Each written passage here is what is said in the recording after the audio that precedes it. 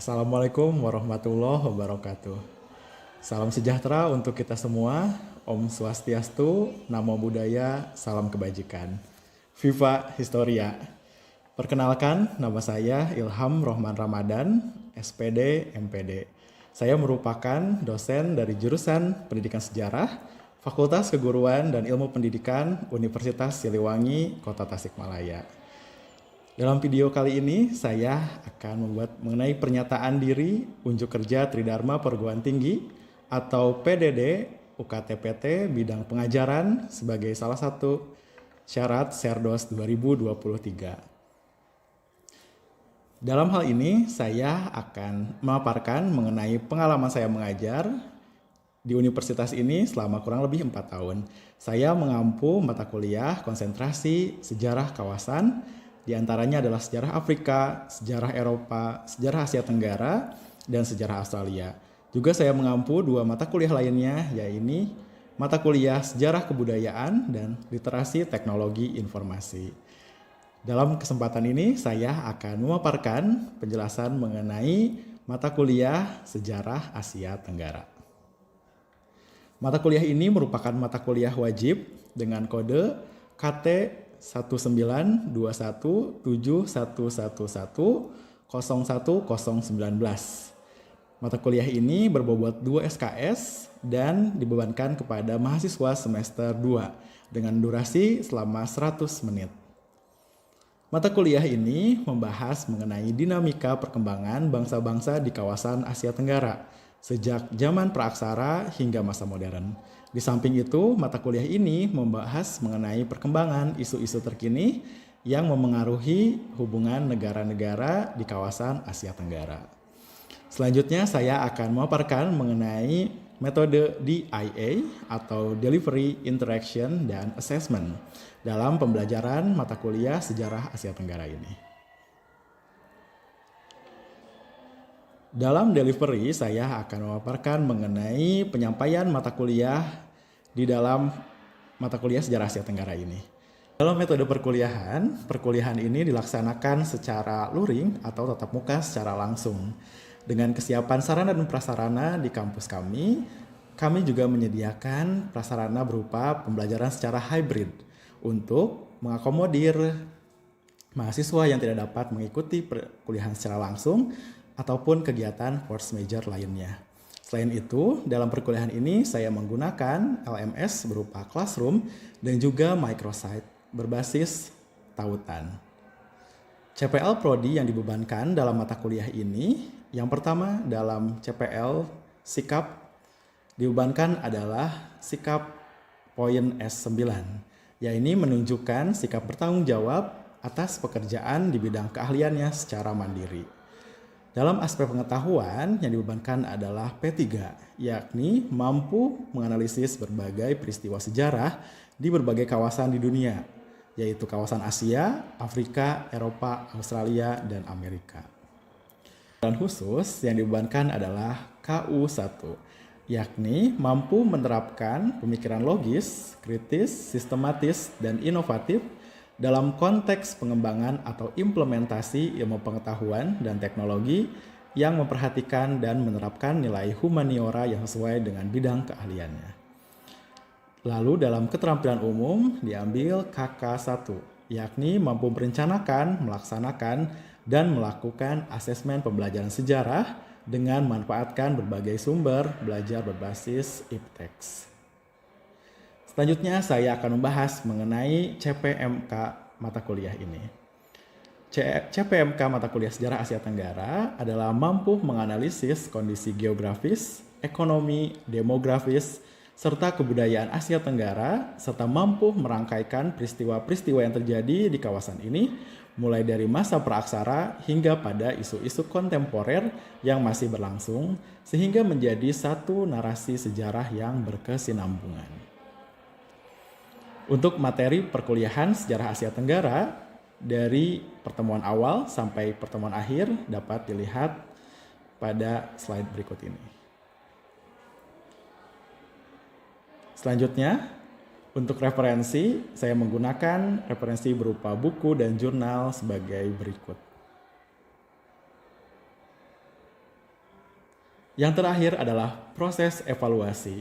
Proses evaluasi atau assessment ini saya menggunakan rubrik penilaian yang dikeluarkan oleh universitas dengan disesuaikan dengan kesepakatan dengan mahasiswa di kelas. Adapun kesepakatan yang dilakukan oleh dosen dan juga mahasiswa pada awal perkuliahan adalah sebagai berikut. Tugas, keaktifan, dan kehadiran serta kuis dibebani bobot sebesar 40%, lalu UTS sebesar 30%, dan ujian akhir semester sebesar 30%.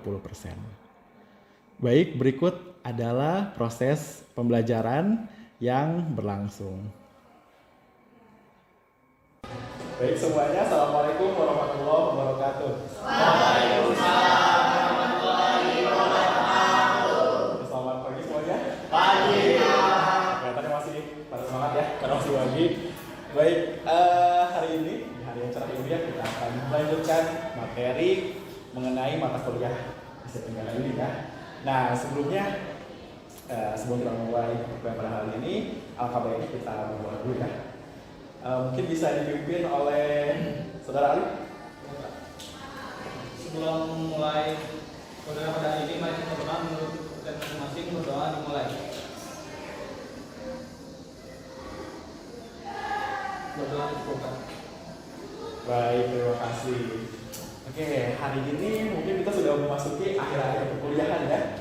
Dan di Asia Tenggara ini kita akan bahas tentang satu organisasi ASEAN dan juga bagaimana tantangan ASEAN ini ke depannya ya. Tapi kita pengen flashback dulu ya ke belakang. Masih ingat kemarin kita sudah membahas apa saja dari awal semester sampai ke minggu yang lalu? Silakan, ada yang ingin menjawab? Oke, silakan Saudara Nurjani. Masuknya bangsa Barat ke Asia Tenggara. Ya, masuknya bangsa Barat yang itu sudah lama ya. Tadi awal semester sudah membahas. Tadi siapa? Abner kayaknya yang mau jawab ya. Silakan Abner. Sejarah Thailand. Thailand ya. Nah, Thailand ini unik ya, merupakan salah satu negara di Asia Tenggara yang memang tidak dijajah ya oleh bangsa Barat. Ada ingat alasannya kenapa? Tempat diplomasi. Ya betul, tempat diplomasi. Tempat Masih ingat apa?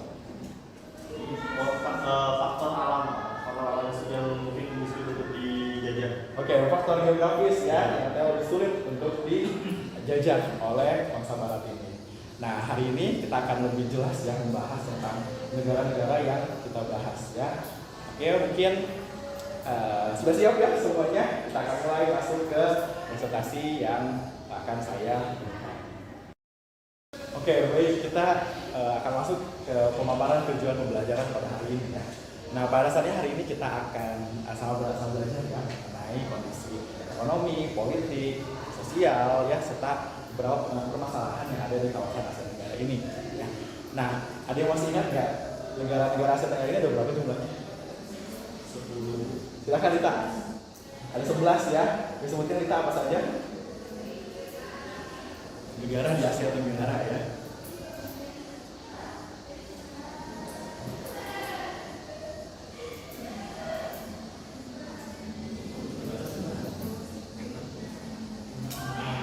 Oke, tadi katanya ada 11. Apa saja?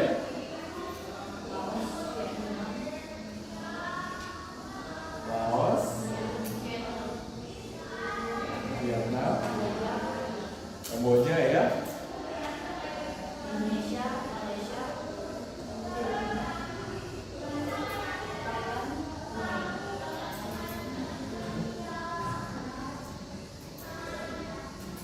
Thailand, lalu Brunei. Oke, 1, 2, 3, 4, 5, 6, 7. Myanmar ya, betul. Lalu apa lagi? Malaysia ya.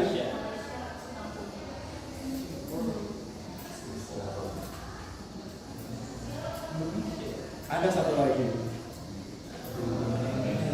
Satu lagi apa? Timor Leste. Iya betul, tetangga kita ya. Timor Leste. Nah, mungkin pernah saya jelaskan ya pada pertemuan pertama bahwa sebetulnya memang Asia Tenggara ini definisinya banyak ya. Hanya saja memang dari segi geopolitik ya terdapat 11 negara ini.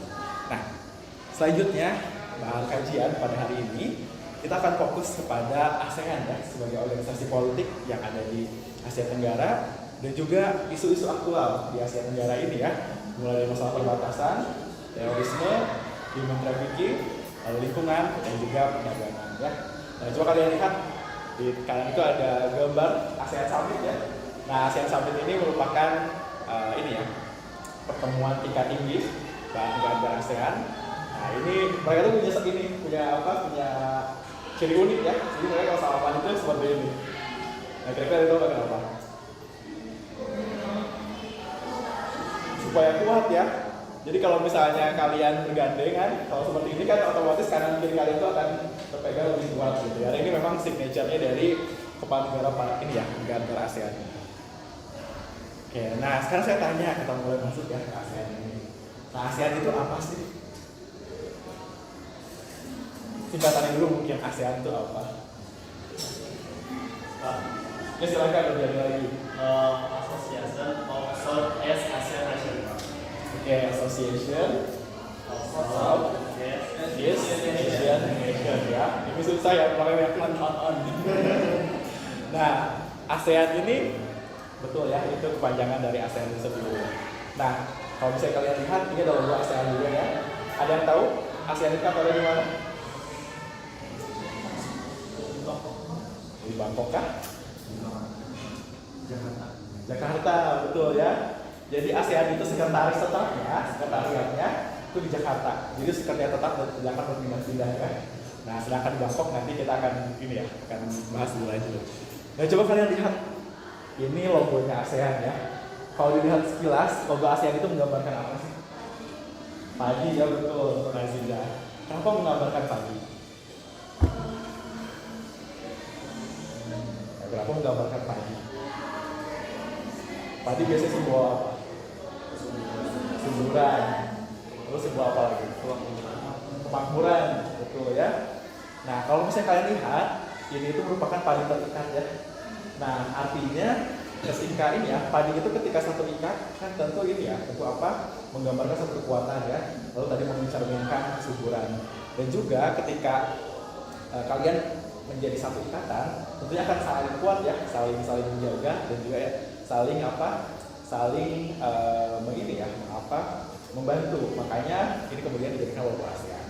Sebetulnya nanti warna emas, warna merah, warna biru itu merepresentasikan ya berbagai isu. Nanti kalian bisa lebih lanjut ya logo-logo ini. Nah, selain itu logo ASEAN ini kalau misalnya padi ya, coba kalian bayangkan satu helai padi ya, ketika misalnya akan dimasak itu mungkin tidak akan terlalu berarti ya, susah nggak masak satu helai padi gitu ya.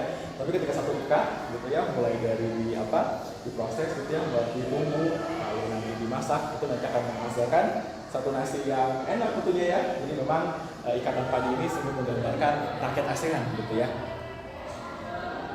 Nah, ini penjelasan lebih lanjutnya ya. Jadi ASEAN ini memang kepanjangan dari Association of Southeast Asian Nations ya. Memang agak sulit ya untuk beda kita yang orang Indonesia. Nah, jadi kalau dalam bahasa Indonesia ini disebut sebagai perbendaharaan ya, atau perhimpunan bangsa-bangsa Asia Tenggara. Nah, organisasi ini pada dasarnya merupakan organisasi geopolitik ya, karena pada dasarnya ini organisasi politik dan juga organisasi ekonomi dengan negara kawasan Asia Tenggara. Nah, ASEAN ini mungkin kalian masih ingat ya, ketika SMP, SMA saya jelaskan bahwa penandatangannya deklarasinya itu terjadi di Bangkok ya, pada 8 Agustus 1967 ya. Nah, ditandatangani oleh berapa negara itu? Ada 5 ya, ada 5 negara. Jadi 5 negara ini disebut sebagai founding member ya. Jadi negara-negara yang istilahnya melahirkan ASEAN itu sendiri. Ada yang ingat tokoh-tokohnya siapa saja? Ada Malik dari Indonesia. Betul sekali ya, Dian. Ada Malik dari Indonesia. Ada yang ingat lagi yang lain? Betul, Siti Zahara, Tun Abdul Razak dari Malaysia ya. Ada yang ingat lagi? Tanakoman dari Thailand. Betul ya, Iwan Tanakoman dari Thailand. 2 lagi? Dari Singapura dan dari Filipina? Ayo, ada yang ingat? Dari Singapura ya, depannya S. S Raja Ratnam. Ya betul, S Raja Ratnam. Dan dipilih berapa lagi terakhir? Ya silakan. Narcissus Ramos. Ya betul, Narcissus Ramos ya. Nah itulah 5 founding member dari ASEAN ini ya. Coba kalian lihat di latar belakang itu ada 5 tokoh tersebut ya. Semuanya laki-laki berkacamata ya rata-rata. Semuanya berkacamata. Nah jadi memang inilah tokoh-tokoh yang menandatangani ini deklarasi Bangkok ya sebagai cikal bakal lahirnya ASEAN itu sendiri ya. Nah pada dasarnya ASEAN itu merupakan tadi ya organisasi geopolitik. Jadi di sini ASEAN berperan sebagai organisasi yang ini ya untuk menstabilkan pertama itu politik keamanan, yang kedua ekonomi, lalu yang ketiga adalah sosio-kultur ya. Nah 3 pokok inilah yang menjadi pilar ya pilar ASEAN gitu ya. Nah memang ketiga pilar ini digambarkan sebagai ini ya kalau misalnya kalian bangun rumah.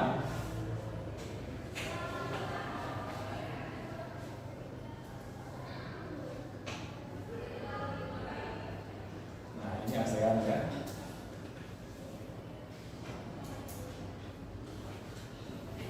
Udah sempurna ya, ini malah seperti laba-laba ya.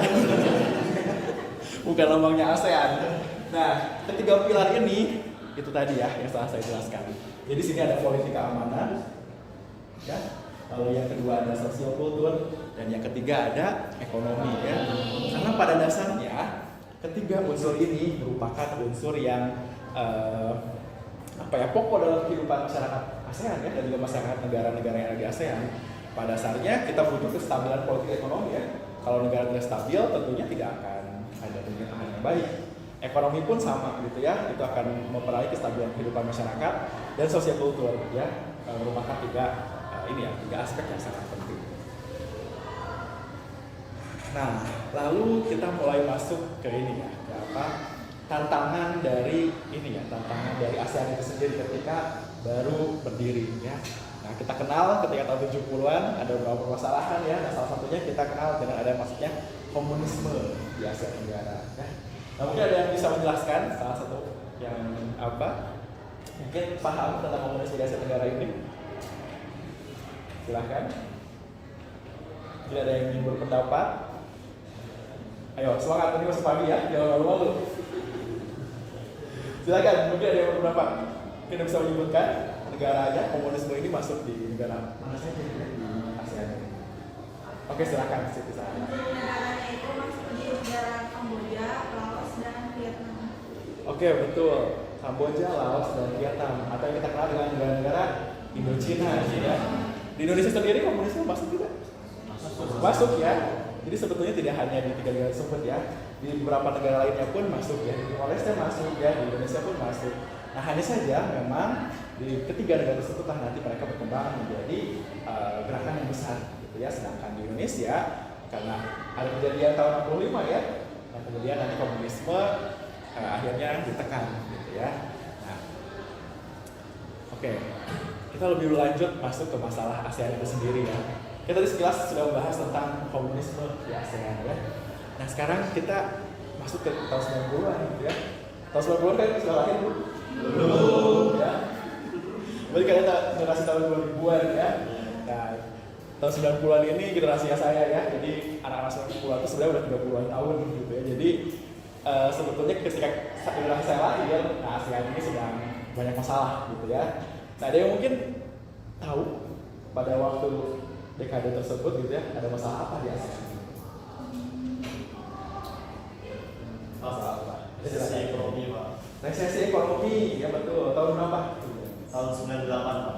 98. Oke, ada yang ingin berpendapat lagi silahkan. Tingkat tahun 90-an. Ya, selain resesi ekonomi. Ada apa lagi di ASEAN?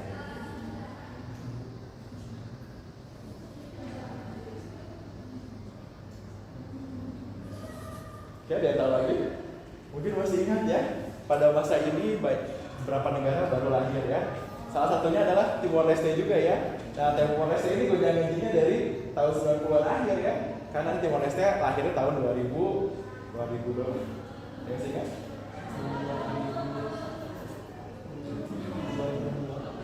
Ya, betul ya, referendumnya sudah dilakukan sebelumnya. tapi mereka akhirnya mendapatkan kemerdekaan penuh ya pada awal tahun 2000-an. Nah, kita kembali ke sini ya. Nah, ada satu masalah yang memang sangat krusial gitu ya, yang akan mempengaruhi banyak sekali kehidupan warga di Asia Tenggara ya. Karena tadi ini tuh merobohkan salah satu pilar di Asia Tenggara ya. Karena tadi salah satu pilar Asia Tenggara ini adalah salah satunya adalah ekonomi ya. Nah, pilar ekonomi ini hancur pada tahun 98 ya. Nah, coba kalian perhatikan di sini. Pada tahun 98 ini yang paling merosot ekonomi siapa? Indonesia. Indonesia ya, betul. Nah, Indonesia itu terpukul sangat hebat sekali ya. Pada masa ini nilai rupiah sudah sekali ya. Dolar yang sebelumnya di bawah 10.000, kemudian nanti melejit sampai ke 10.000 lebih ya, sampai ke belasan ribu. Nah, resesi ekonomi ini sebetulnya sudah ada ini ya, sudah ada percikan-percikannya sebelum 98 ini. Tapi memang puncaknya ada 98 ya. Kita lihat di sini ada Indonesia, lalu di tempat kedua di sini ada Malaysia, di atas ada Singapura, lalu ada Korea Selatan ya di luar Asia Tenggara, lalu di atasnya lagi ada Singapura, di atas ini Thailand ya, lalu yang umumnya adalah Filipina ya. Nah, hanya saja memang Indonesia ini bisa regain ya, bisa muncul kembali karena pada tahun 99 akhirnya bisa melejit lagi ya dari tahun 2000-an, dan dia sudah stabil bahkan bisa melebihi Filipina ya. Nah, tapi si resesi 98 ini banyak menyisakan masalah ya. Akhirnya dari satu pilar yang retak ini gitu ya, ketika tadi ya pilar ekonomi retak, nah ternyata menyebabkan keretakan lagi di pilar-pilar yang lainnya. Nah, kenapa satu pilar itu bisa merobohkan pilar lainnya? Betul, saling berkaitan ya. Karena ketika ekonomi hancur, tentunya kondisi ekonomi politik itu akan goyang juga ya. Dan tadi yang ketiga ya, sosiokultur pun akan goyang. Di Indonesia salah satunya ada seperti kerusuhan dengan etnis Tionghoa ya. Dan itu salah satu masalah sosiokultur juga ya. Jadi makanya ketika satu pilar roboh atau satu pilar ini terkoyak, makanya akan mempengaruhi pilar-pilar lainnya gitu ya. Makanya ASEAN itu tadi tujuannya ya untuk memperkuat setiap pilar dari ketiga pilar tersebut ya. Nah, ini ya kita kembali ke ASEAN Summit ya. Nah, saya di sini ada bendera juga ya, bendera ASEAN nih. Nah, ini akan kalian ini ya sering melihatnya kalau misalnya kita bahas ASEAN. Nah, ASEAN Summit ini awalnya tidak dilakukan setiap tahun ya. Nah, semenjak 2001 di Bandar Seri Begawan, akhirnya summit ini ya akan dilakukan setiap tahun. Karena setiap tahun itu kan pasti mereka bahas permasalahan yang terjadi ya. Nah, di sini ada beberapa tokoh yang ini ya, mungkin salah satunya kalian kenal ya. Oke ya. Nah, ini ibu tercinta kita Ibu Megawati Soekarno Putri. Nah, beliau merupakan satu-satunya presiden wanita di Indonesia ya. Nah, jadi sampai sekarang belum ada presiden wanita lainnya ya. Nah, pada waktu itu ada presiden siapa ini? Ada yang tahu? Bukan ya, baru lahir ya, 2001 ya. Nah, ini Presiden Gloria Macapagal-Arroyo ya. Beliau merupakan presiden Filipina ya. Nah, di sini ada tokoh-tokoh lainnya ya. Mungkin yang kalian akan kenal lagi adalah ini ya, Sultan Hasan Bolkiah ya. Karena Brunei ini bentuknya absolut ya, jadi pemimpinnya tidak berganti-ganti setiap periode tertentu ya. Nah, ini ASEAN Summit pertama 2001 yang kemudian nanti melahirkan ASEAN Summit yang dilakukan setiap tahun ya. Jadi setiap tahun setelah 2001 ini akhirnya summit ini dilakukan bergantian di setiap negara ya. Nah, summit ini memang tadi ya untuk memperkuat ketiga pilar yang dimiliki oleh ASEAN itu sendiri. Oke, baik. Lalu kita akan bahas, ini bukan bahas taplaknya ya di atas, tapi kita akan bahas ASEAN hari ini ya. ASEAN yang berwarna ya seperti hiasan-hiasan ornamen ini. Nah, masalah ini yang akan kita bahas selanjutnya ya. Nanti kalian akan berdiskusi berdasarkan kelompok-kelompok ya. Nah, karena ini memang jumlahnya sepertinya tidak terlalu banyak ya. Nah, mungkin kita bisa bagi menjadi per kelompok 2 orang saja ya. Silakan untuk berdiskusi masing-masing dengan kelompok masing-masing ya. Silakan untuk ini ya saling berhadapan dengan teman-teman di sampingnya ya. Oke, nah di depan kalian sudah ada topik yang akan kita diskusikan ya. Yang pertama, silahkan kalian cari masalah apa saja yang hari ini terjadi ya di kawasan ASEAN. Dan yang kedua, silahkan uraikan masalah tersebut, lalu berikan solusi untuk masalah tersebut ya. Saya berikan waktu selama 15 menit ya. Silahkan untuk masing-masing berdiskusi dan nanti akan ada kelompok yang akan mempresentasikan ya hasil dari diskusi yang kalian lakukan. Oke, ada yang ditanyakan dulu silahkan. Cukup Pak. Sudah jelas ya? Oke, baik. Silahkan. Saya persilahkan untuk kalian berdiskusi bersama teman kalian.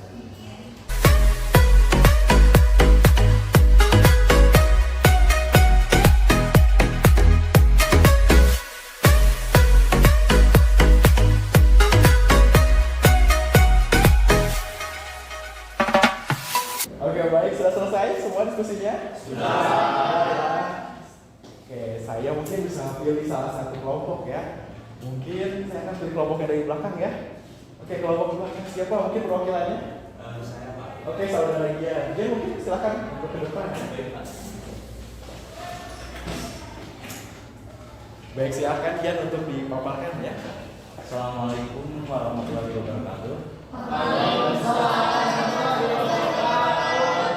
Perkenalkan, nama saya Gian Purnama Aji dengan NPM terakhir 084. Nah, di sini saya akan menjelaskan sedikit masalah tentang apa saja yang ada di kawasan ASEAN. Nah, sebenarnya banyak masalah di ASEAN itu sendiri. Ada misalnya ada terorisme, ada pencemaran lingkungan. Nah, namun di sini saya akan menjelaskan tentang pencemaran lingkungan. Seperti yang kita ketahui, banyak sampah-sampah dari luar negeri yang diimpor ke daerah kawasan ASEAN. Nah, sampah tersebut berasal dari negara-negara barat, salah satunya adalah Kanada. Nah, kita sering lihat baju-baju thrifting itu tuh tadinya dari sampah dari negara barat gitu. Nah, kan Bea Cukai juga bahwa baju thrifting itu disebut ilegal gitu. Soalnya itu tuh sampah luar negeri. Nah, dalam mengatasi hal tersebut pada tahun 2019 Jokowi di KTT ASEAN dia tuh menyuarakan untuk menolak impor sampah plastik dari sampah dari negara-negara barat. Nah, terus untuk mengatasi lagi solusi kedua yaitu mengirim kembali seperti di Vietnam itu mereka tuh mengirim kembali sampah yang diimpor ke daerah asalnya. Nah, terus seperti yang kita ketahui, sampah-sampah yang diimpor itu banyaknya ke daerah Indonesia gitu. Nah, untuk mengatasi hal tersebut seharusnya Bea Cukai itu harus lebih teliti. Jangan jadi mereka tuh harus teliti agar sampah-sampah yang diimpor dari negara-negara barat untuk agar tidak masuk ke daerah Indonesia. Sekian, terima kasih. Wassalamualaikum warahmatullahi wabarakatuh. Waalaikumsalam.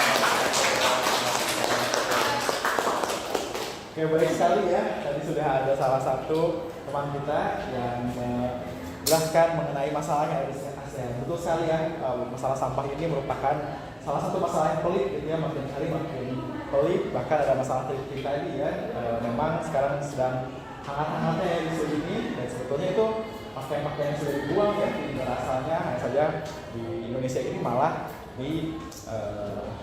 diperjualbelikan gitu ya. Oke, mungkin kita sekarang sudah masuk ke akhir perkuliahan ya. Kita sedikit refleksi. Mungkin ada yang bisa merefleksikan hari ini sudah berapa saja tadi yang disampaikan. Silakan bisa dari ini. Dari belajar ASEAN, materi ASEAN barusan, kita bisa mengetahui negara-negara yang mengikuti ASEAN dan permasalahan yang terjadi dari era 90-an sampai di masa kini. Mungkin lebih bijak dalam menyikapi serta lebih melihat ke lingkungan kita, bahwa kita harus melihat bahwa negara kita termasuk ASEAN, masalah-masalah yang ada di ASEAN. Oke, baik, terima kasih ya. Ini perwakilan dari kelas ini sudah menjelaskan ya bahwa memang Indonesia itu bagian dari ASEAN ya. Jadi masalah Indonesia ya masalah kita ASEAN juga gitu ya, dan masalah kita bersama. Oke, mungkin silahkan jika ingin membaca mengenai materi ASEAN ini, ada beberapa buku yang saya rekomendasikan dan juga sudah saya simpan ya beberapa buku ini di LMS, makanya silahkan untuk dipelajari dan ini kan ya hasil tersebut untuk dijadikan referensi ke depannya ya. Oke, baik, terima kasih. Nah, ini ada ucapan terima kasih dalam bahasa Filipina ya, bahasa Tagalog. Selamat, artinya thank you. Oke, terima kasih semuanya. Assalamualaikum warahmatullahi wabarakatuh. Waalaikumsalam.